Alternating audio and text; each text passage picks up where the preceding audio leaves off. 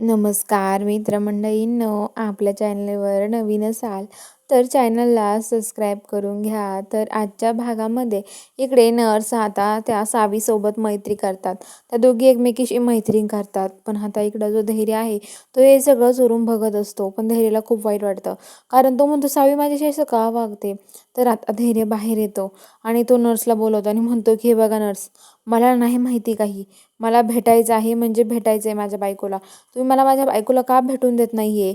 मला सांगा लवकर, मला भेटायचं आहे तिला, मला जाऊ द्या आतमध्ये.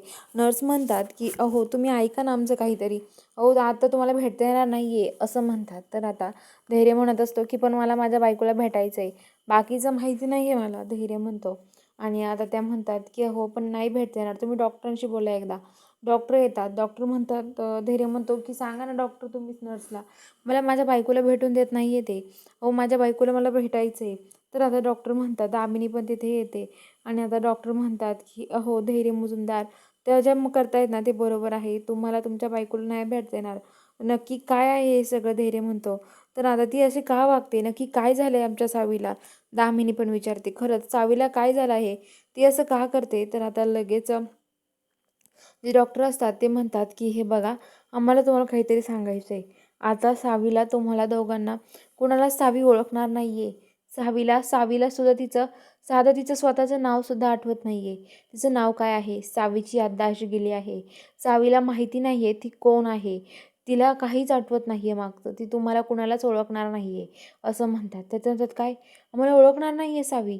तर ते म्हणतात की हो, सावी नाही ओळखू शकत तुम्हाला, सावीची याददाश्त गेली आहे. धैर्य म्हणतो काही बोलू नका तुम्ही. आणि धैर्य लगेच डॉक्टरांची कॉलर पकडतो, डॉक्टरला मारायला धावतो. तर डॉक्टर म्हणतात की अहो काय करताय तुम्ही. दामिनी म्हणते धैर्य सोड त्यांना, धैर्य काही करू नको असा. तर आता धैर्य म्हणतो की आई बघ ना ते कसे बोलतायत, काही खोटं सांगतायत. तर आता लगेच ते म्हणतात अहो खोटं नाही, खरंच बोलतोय मी.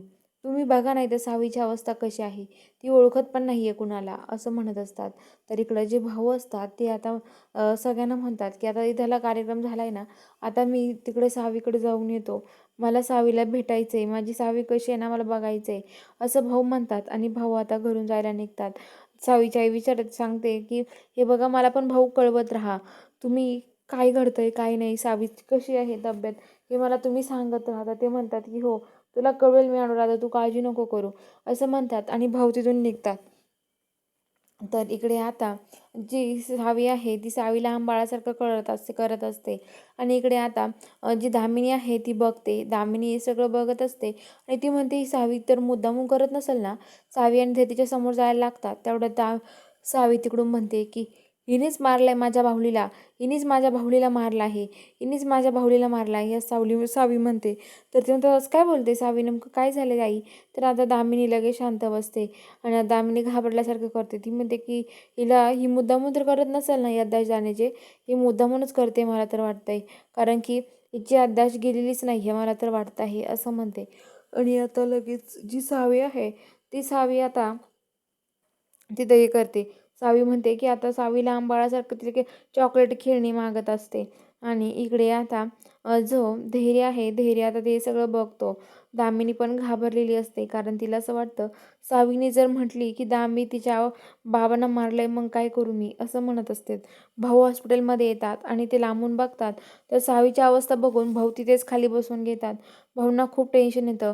भाऊ धैर्यला म्हणतात धैर्य हे सगळं काय आहे अहो, काय चाललंय हे सगळं, हो माझी सावी अशी का करते. तर ते म्हणतात की हे बघा भाऊ, तुम्ही शांत व्हा, सावीला आता पहिलं काहीच आठवत नाहीये, तिचं नावसुद्धा आठवत नाहीये तिला, याददाश्त गेली आहे तिची असं म्हणतात. तर चला आता बघूया पुढील भागात काय ट्विस्ट असणार आहे. बघायला चॅनलला सबस्क्राईब करा.